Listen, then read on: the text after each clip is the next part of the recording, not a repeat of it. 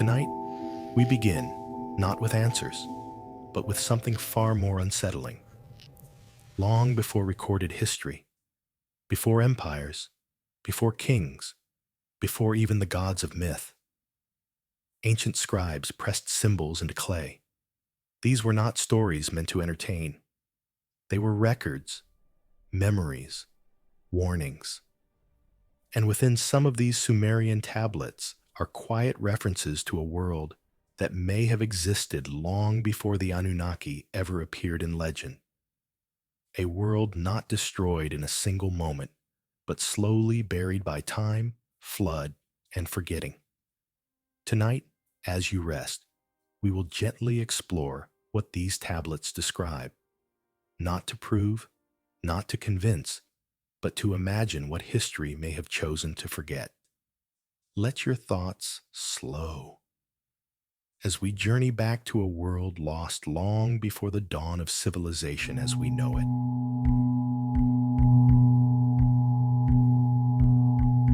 5,000 years ago, the Sumerians wrote of a world already lost. The Sumerians did not claim to be first.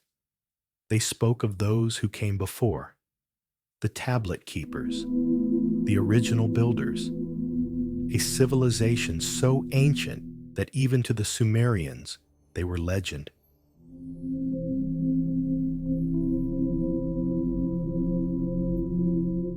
In the halls of the world's greatest museums lie thousands of clay tablets, baked hard by the fires that destroyed the libraries they once filled. Most speak of kings and commerce, of debts and decrees. But some speak of memory itself. The Sumerians emerged in southern Mesopotamia around 4,500 BCE. They built the first true cities, invented writing, developed mathematics, astronomy, law.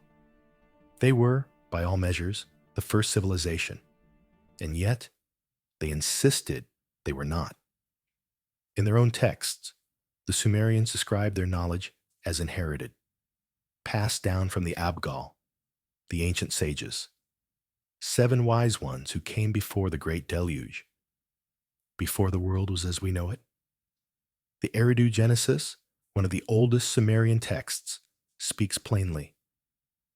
After kingship descended from heaven, after the noble crown and the throne of kingship descended from heaven, kingship was in Eridu.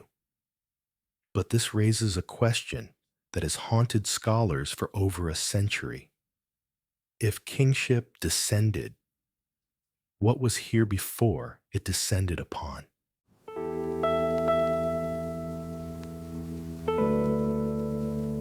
The Sumerian king list is one of ancient history's most perplexing documents. Compiled around 2100 BCE, it claims to record every ruler who ever held dominion in Mesopotamia. But the early entries are impossible. 8 kings, reigning before the flood, each ruling for thousands upon thousands of years. Alulim of Eridu, 28,800 years. Alalgar, 36,000 years. Enmenluana, 43,200 years. Modern scholars dismiss these as mythological, exaggerations, symbolic. But what if the Sumerians were trying to tell us something else? Not about individuals, but about ages. About epochs so vast that they stretch beyond the ability of Bronze Age mathematics to properly express. Archaeology tells us that human civilization is older than we once thought. Much older. Sites like Göbekli Tepe in Turkey date to 9,600 BCE, 6,000 years before Sumer, yet already displaying sophisticated social organization, monumental architecture, and complex symbolic thinking. Could the antediluvian kings be a cultural memory, a mythologized recollection of the true first builders? The Paleolithic warrior societies who dominated the land for not decades or centuries, but tens of thousands of years.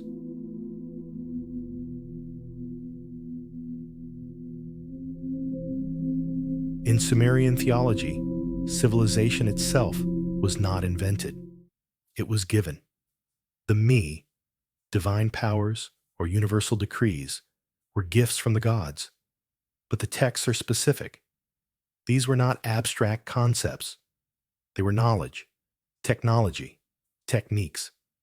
The me included over 100 specific elements: kingship, priesthood, the art of metalworking, the knowledge of writing, musical instruments, the craft of building, legal procedures, even the techniques of warfare.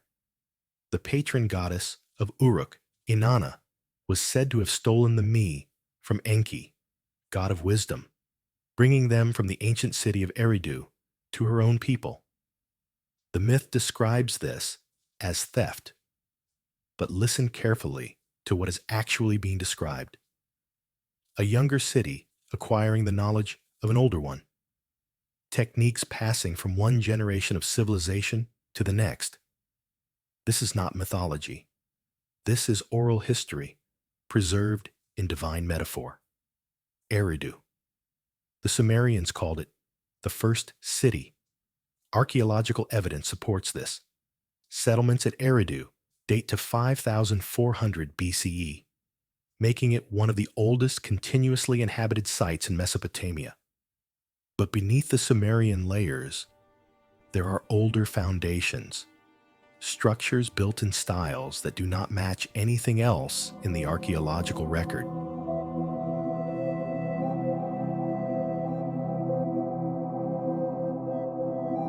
The Abzu. In Sumerian cosmology, it was the primordial waters beneath the earth, the domain of Enki, keeper of secret knowledge. But the Abzu was also described as a physical place, a temple, a repository. Some tablets describe the Abzu as a place where the knowledge of the antediluvian world was preserved, where the secrets of the earlier age were kept safe from the flood that would destroy the surface world. Is this pure myth? Or could it reflect an actual practice?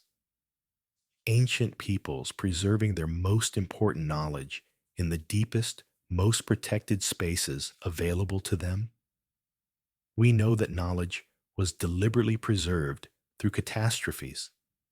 The library of Ashurbanipal survived because it burned, the fire baking the clay tablets into permanent records.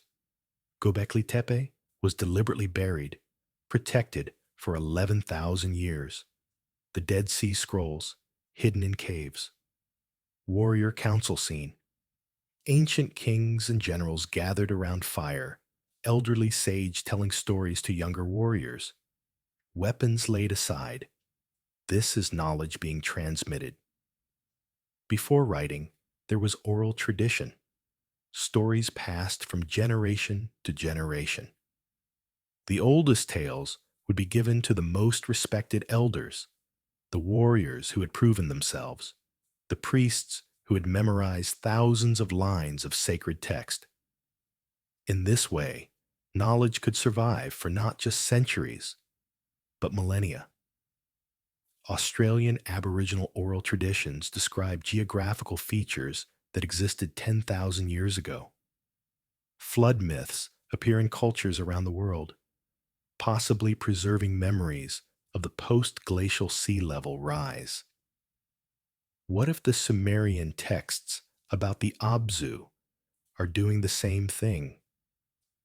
Preserving a memory of how knowledge itself was preserved during the transition from one age of humanity to another.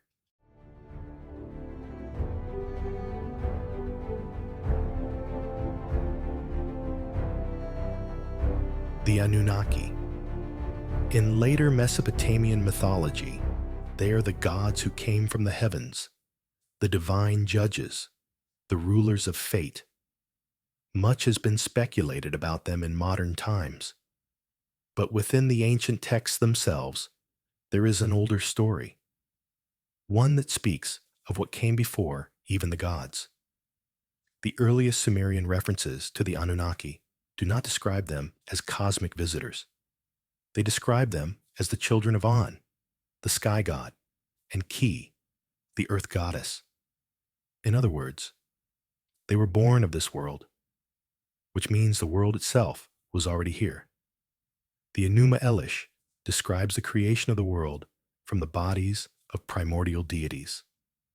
Tiamat, the salt water, and Apsu, the fresh water. Their mingling created the first generation of gods. But notice what this implies. Even the gods had predecessors. Even the divine had origins. The Mesopotamian cosmos was not created from nothing. It emerged from something older, something more primordial.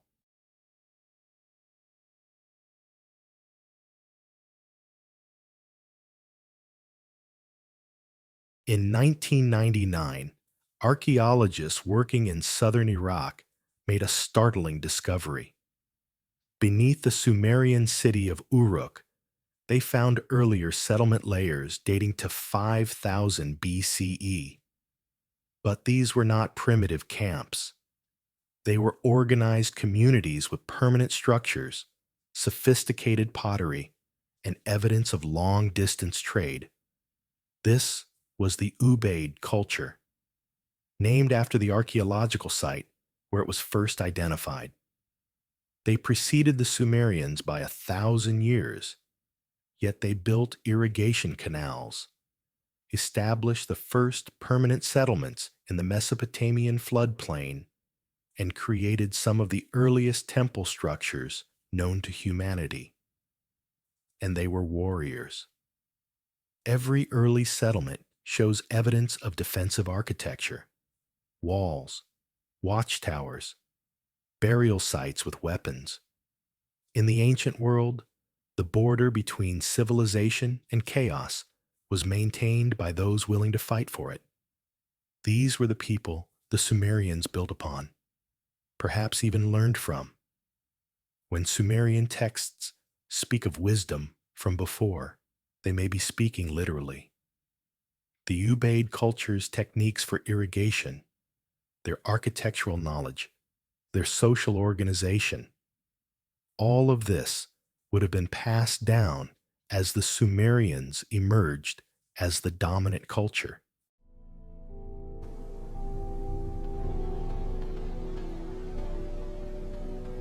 Every ancient Mesopotamian culture preserved a story of the Great Flood. The Sumerians called it the Abu. In the Epic of Gilgamesh, it destroys the world of the antediluvian kings. In the Eridu Genesis, it is sent by the gods to wipe away the noise of humanity. Geological evidence confirms that the Mesopotamian floodplain experienced repeated catastrophic flooding. Around 2900 BCE, a massive deluge left sediment layers meters thick across multiple sites. Earlier floods likely occurred in the pre-Sumerian period, each one capable of destroying settlements, erasing records, severing the chain of cultural transmission. In the ancient world, a flood was not just water, it was forgetting. When a city drowned, so did its libraries, its archives, its oral traditions. The people who survived had to rebuild not just their homes, but their history. This is why the Sumerians wrote that knowledge came from before, because it literally did. The survivors of each catastrophe carried with them fragments of what came before, teaching their children not just how to survive, but how to remember.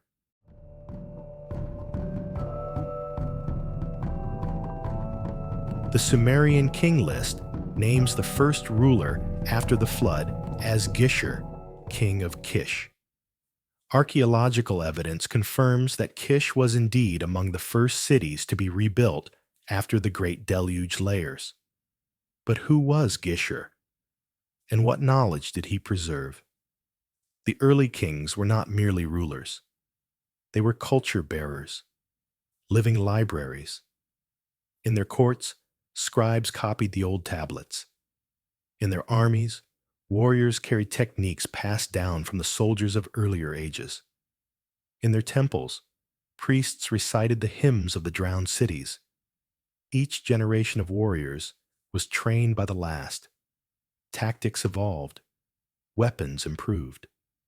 But the core knowledge, how to organize, how to defend, how to conquer, this was inherited from those who came before. When the Sumerian texts speak of the Anunnaki teaching humanity the arts of civilization, they may be describing this very process. Not gods from the sky, but the accumulated knowledge of countless human generations passed down through the carefully maintained traditions of the warrior and priestly classes. In the ruins of Sumerian cities, archaeologists have found tablets that the Sumerians themselves marked as copies of older texts. Some bear notations from the tablets of before the flood. Others specify they are reproductions of Ubaid period originals. Still others simply note, ancient text, source unknown. The Sumerians were aware they were inheritors. They knew their knowledge had roots going back beyond their own ability to verify. And they took pains to preserve that fact. This was how ancient wisdom survived. Not through divine intervention, not through supernatural means, but through the painstaking, deliberate effort of each generation to preserve what the last had given them. The library of Ashurbanipal, the last great king of Assyria, contained over 30,000 tablets.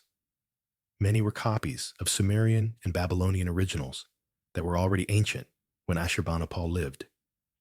He called himself the preserver of the old knowledge.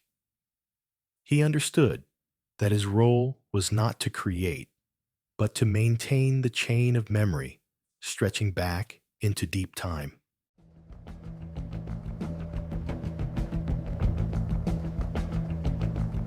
To understand the world before the Anunnaki, before even the Sumerians, we must go deeper into the Paleolithic, the Old Stone Age, when humanity lived in small bands, following herds, but already displaying the traits that would one day build empires. These were warriors in every sense. They defended territories. They raided rivals. They passed down knowledge of combat and survival. Archaeological evidence shows that Paleolithic humans engaged in organized violence. Skeletal remains bear the marks of weapons. Some burial sites contain what can only be described as battlefield casualties, and they preserved knowledge, not in clay tablets. Those lay millennia in the future, but in art, in ritual, in story. The cave paintings of Lascaux are 17,000 years old. The oldest known figurative art dates to 40,000 years before present. 40,000 years. That is 200 times older than the Sumerian civilization. 800 generations of humans, living, fighting, learning, teaching. The accumulated knowledge of that span of time is beyond our ability to imagine. Around 12,000 years ago, everything changed. The last ice age ended. Sea levels rose, climate shifted, and humanity responded by inventing agriculture, domesticating animals, and building the first permanent settlements. Göbekli Tepe in southern Turkey contains structures that required decades to build, carved stones weighing tons, ritual spaces that could hold hundreds of people. This was not a village. This was a pilgrimage site, a place where different tribes came together for purposes we can only guess at. And then, around 8000 BCE, after 2,000 years of use, Göbekli Tepe was deliberately buried, filled in with rubble, preserved, perhaps, for a future generation to discover. Does this sound familiar? The Sumerian concept of the Abzu, knowledge preserved beneath the earth. the idea that important things must be hidden to be saved. This practice may date back not just thousands of years, but 10,000.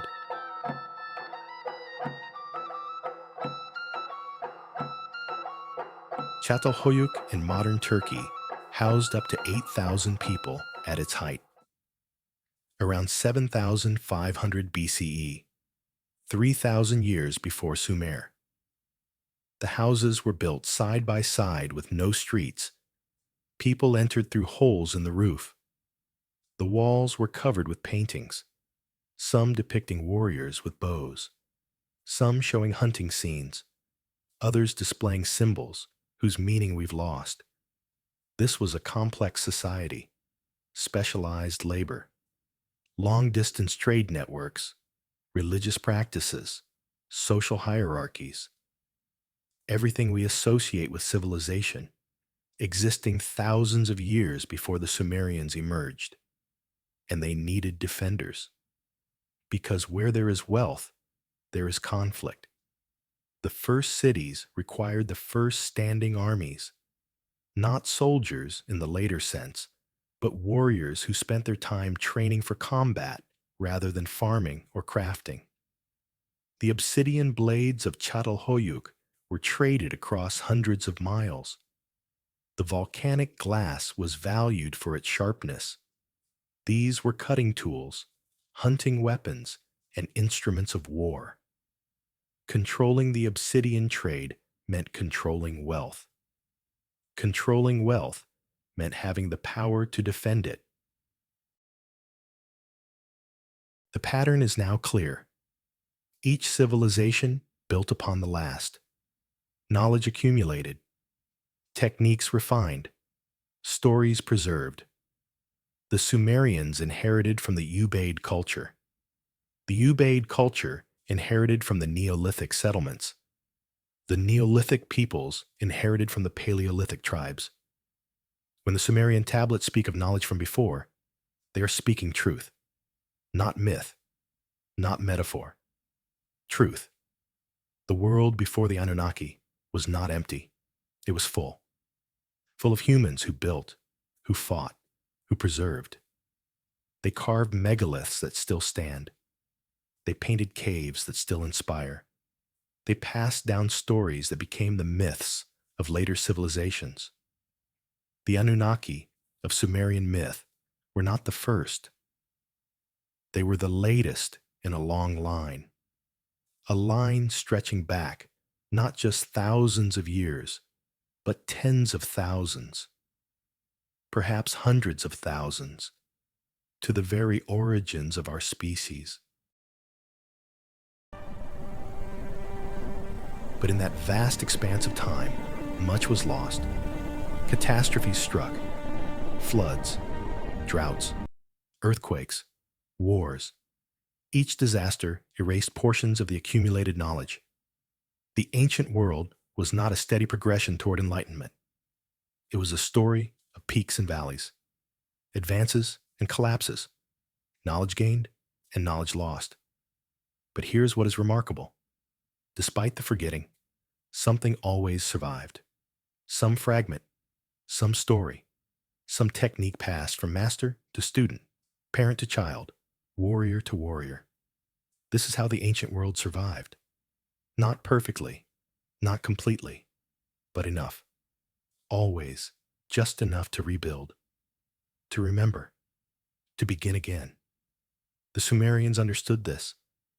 That's why they recorded the antediluvian kings, not as literal individuals, but as symbols of ages. Long periods of accumulated knowledge, punctuated by catastrophes that nearly wiped it all away.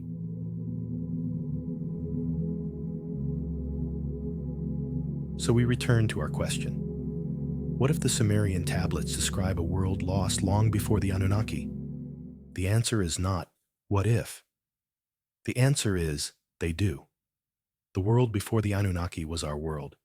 Human, mortal, struggling, achieving, failing, persevering. It was a world of warriors defending what they had built, of teachers preserving what they had learned, of artists creating beauty that would outlast them, of storytellers ensuring that the past would not be forgotten. The Sumerians wrote that civilization was a gift from the gods, but they were gods of their own making, constructed from memories of real humans who had come before. Ancestors deified because their achievements seemed superhuman to those who inherited them. The Anunnaki descended from the heavens, yes, but not as aliens, not as supernatural beings. They descended as the inevitable result of 40,000 years of human struggle and triumph. They were the culmination, not the beginning.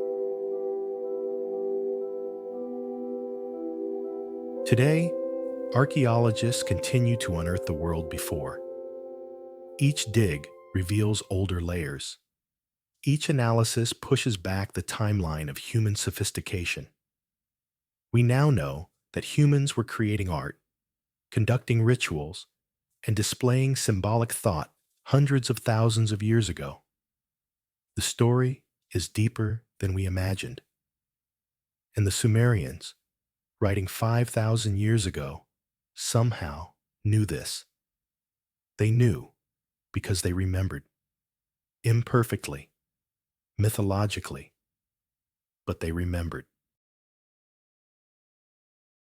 When they wrote of the Abgal, the 7 sages who came before the flood, when they described the antediluvian kings who ruled for impossible ages, when they spoke of knowledge descending from the heavens, they were not inventing myths.